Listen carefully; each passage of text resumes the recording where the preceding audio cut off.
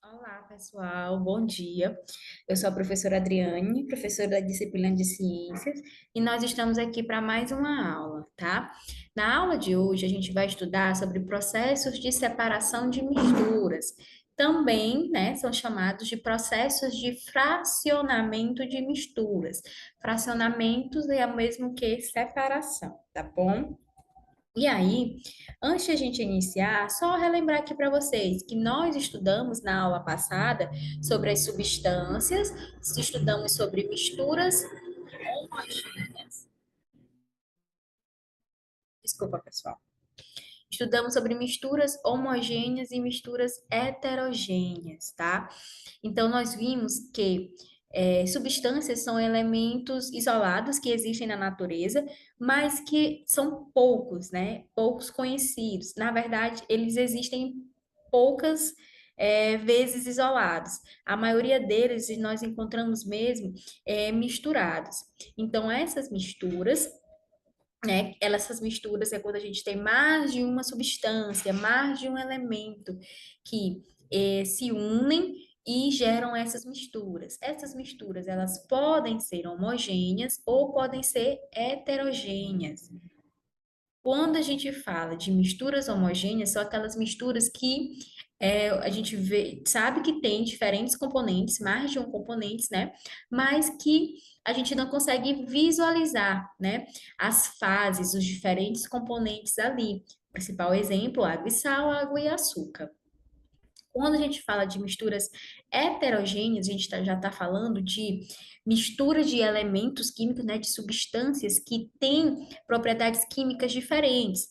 Nas misturas homogêneas, né, a gente não consegue visualizar, né, diferentes fases. Por quê? Porque os componentes dali têm misturas, têm composição químicas semelhantes. Nas misturas heterogêneas, a gente já vai ter esses componentes sendo de componentes químicos diferentes. Por isso que a gente consegue ver os diferentes componentes, diferentes substâncias presentes ali naquela mistura, tá? Como, por exemplo, principal, a gente tem água e óleo, né? Então, água e óleo, água e areia são elementos, são componentes de diferentes que formam misturas heterogêneas. Bom, como eu falei para vocês no capítulo anterior, né, conhecemos alguns tipos de misturas e seus componentes. Agora, a gente vai saber como que a gente faz para separar esses componentes.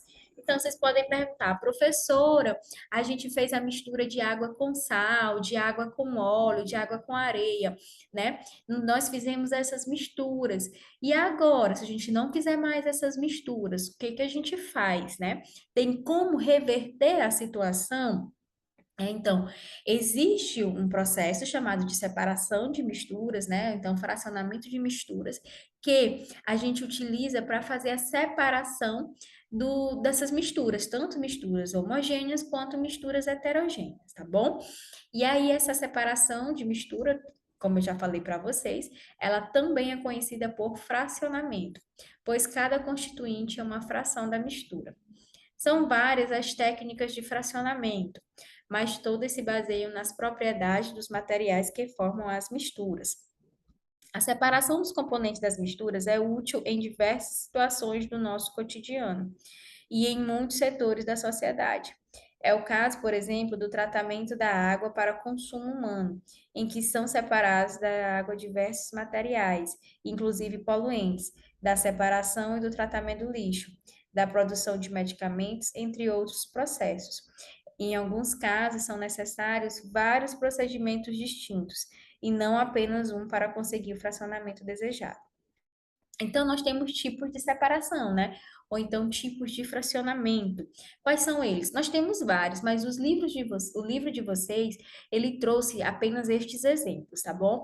Que é a evaporação, decantação, filtração, catação, peneiramento, peneiração, destilação, imantação e centrifugação. A gente vai falar rapidamente sobre cada um deles. Quando a gente fala de evaporação, né, a gente está falando do processo que é usado para a separação de misturas homogêneas do tipo sólido líquido, visando obter o componente sólido que está dissolvido. Então, a gente tem aqui a salina, né? Os locais onde a gente tem essa produção de sais. Certamente, esse local, que são encontrados próximos, né, aos mares, porque é onde a gente tem, né, a água com a maior concentração de sal. E aí, processo de evaporação normal, galera, como a gente deixa, né, que o processo que acontece quando a gente coloca uma água para ferver, ou então quando a gente coloca a roupa para secar. A água, ela vai ser evaporada, ela vai sumir dali, ela vai ser, vou usar o termo sugada, tá? Então, ela vai ser sugada a partir da temperatura, né, dos raios solares, por um processo de evaporação, ela some, e quando ela está misturada com algum sólido, o sólido fica. Então, vocês podem até fazer experiências de fazer uma mistura de água com sal e levar esse recipiente para o sol de dia. Quando for no final da tarde, né? Vocês vão lá verificar, ver se ainda tem água com sal ou se tem só o sal. Vai estar só o sal, e aí esse processo é chamado de evaporação. A evaporação, ela é mais intensa quanto maiores forem os seguintes fatores: temperatura, ventilação e superfície de contato do líquido com o ar. Agora, eu vou falar para vocês sobre a decantação. A decantação é o processo em que o material se deposita no fundo de uma mistura líquida, né? Que também ela é chamada de sedimentação, tá? Dizemos assim que a areia ela decantou ou sedimentou. E aí depois a gente pode transferir a água para outro recipiente. Então, aqui nós temos, né, a mistura da água com a areia. A gente deixa, né, em repouso um tempo. A gente vê que a areia vai para o fundo, né, ela sedimenta, ela decanta. E depois a água fica em cima. Então, depois a gente pode, ó, por esse processo mesmo, né, tirar a água de cima, né, processo chamado de decantação. E a gente também tem aqui, eu botei outro exemplo para vocês, entre dois óleos, tá? Óleos com densidades diferentes, né, mistura heterogênea. Então, após um descanso, esses óleos ficaram, como eles têm densidades diferentes, ficaram separados, a gente pode também realizar o processo de decantação para fazer a separação desses óleos. Filtração. A filtração é um processo de separação de misturas heterogêneas com base na diferença do tamanho das partículas dos componentes.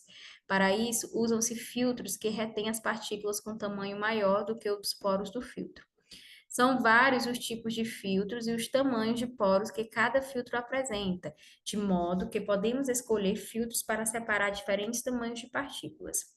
A filtração também pode ser usada para remover partículas sólidas presentes em misturas com gases, como é o caso dos filtros usados em certos tipos de exaustores domésticos.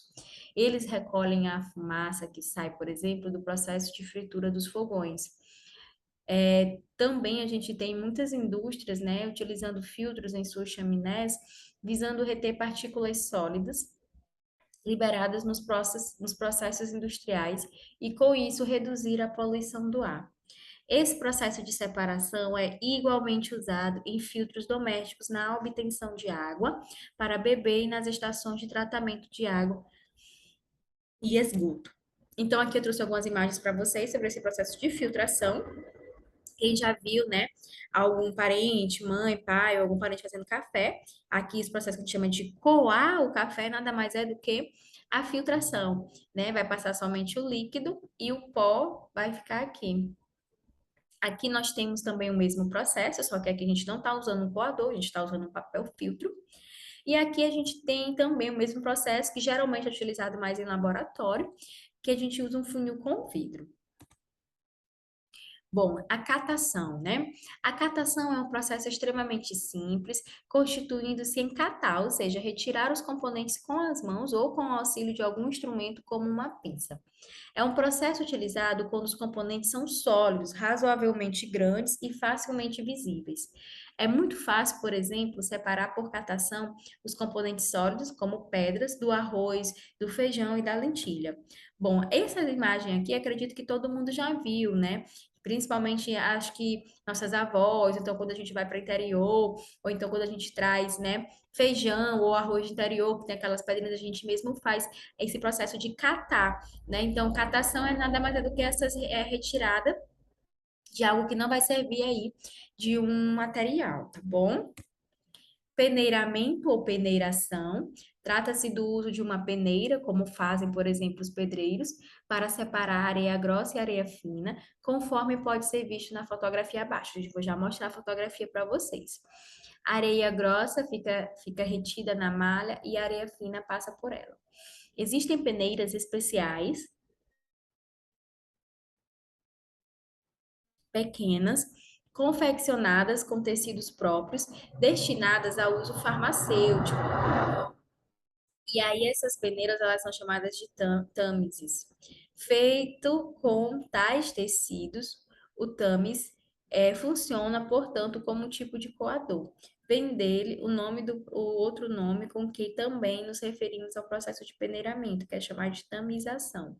Então, aqui em cima vocês estão vendo duas peneiras, né? Uma na questão da separação da areia grossa e da areia fina. Aqui a gente está tendo na cozinha, né? A peneira sendo utilizada. E aqui, tá?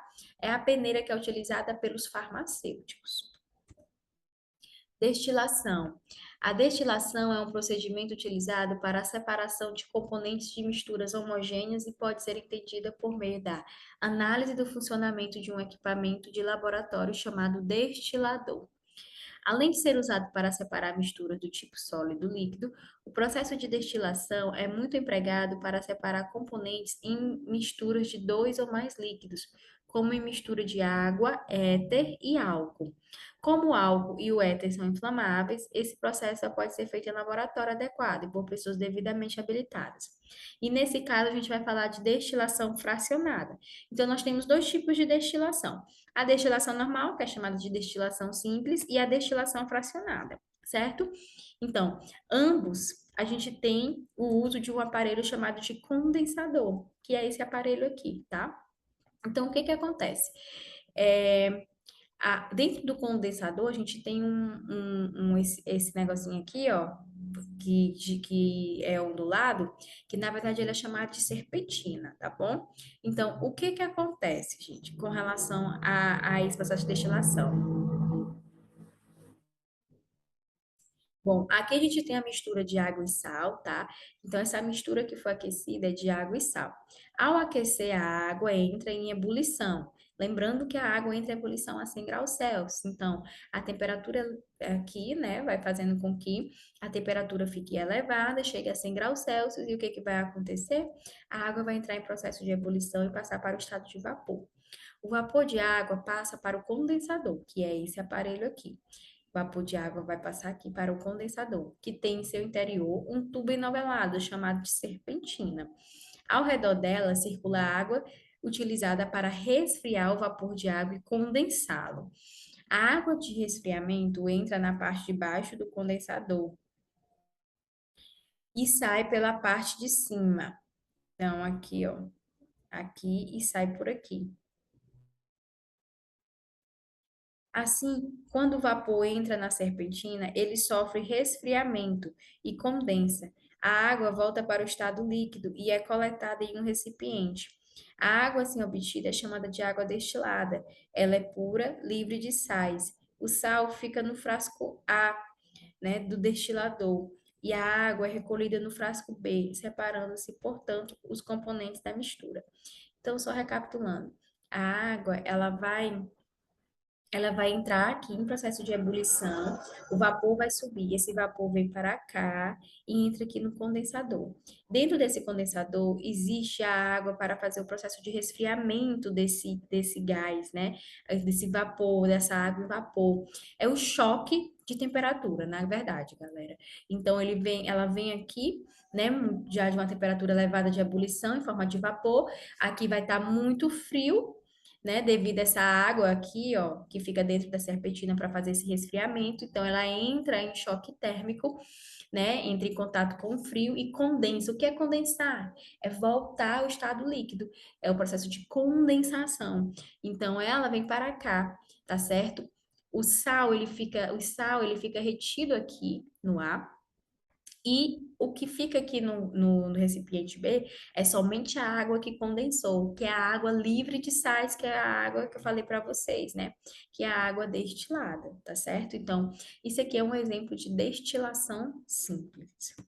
Quando a gente fala de destilação fracionada, né, a gente está falando quando a gente tem, porque aqui nós utilizamos, né, um líquido e um sólido. Mas aqui nós estamos na destilação fracionada, a gente vai utilizar mais de dois líquidos, né? Então, essa destilação fracionada é empregada para separar componentes em mistura de dois ou mais líquidos, como uma mistura de água, éter e álcool. Em que se baseia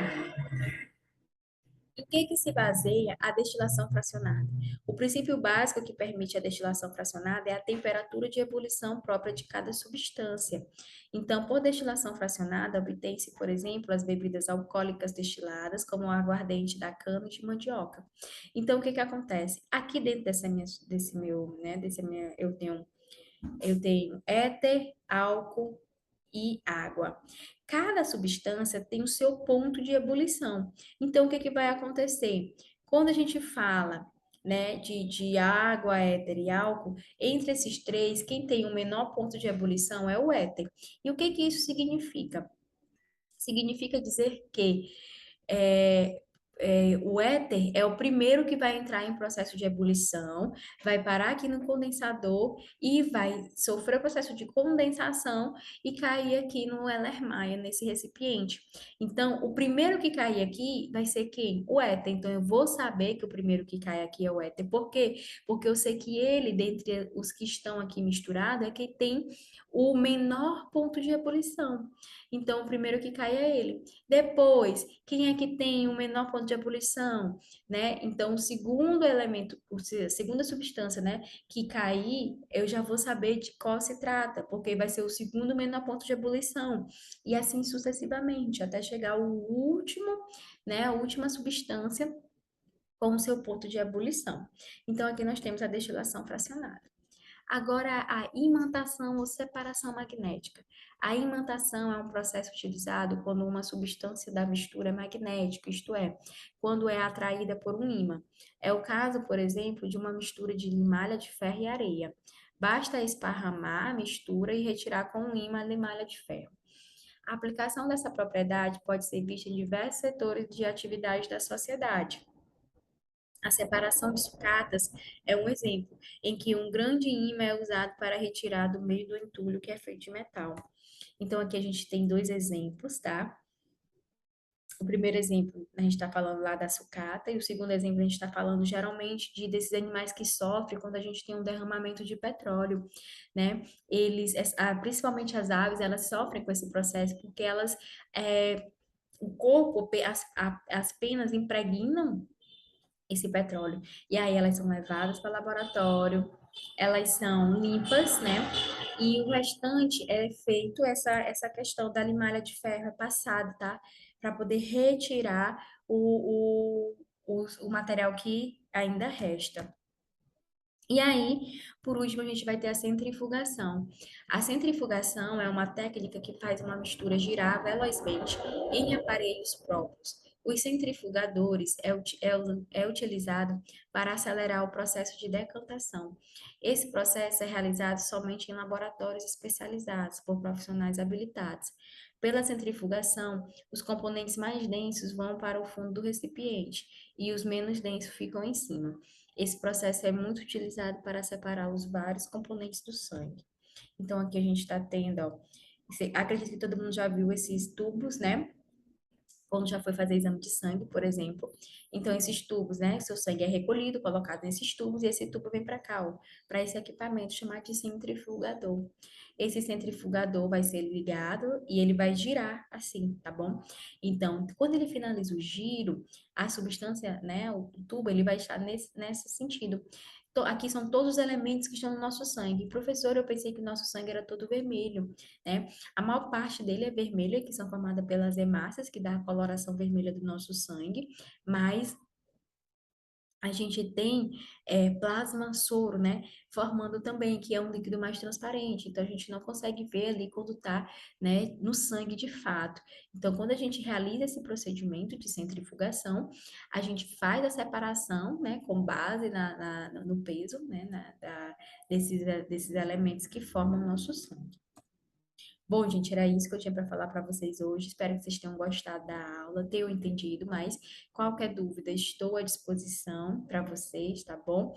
Mandem a dúvida na plataforma ou na sala de aula. E não esqueçam de realizar a atividade na plataforma Wake.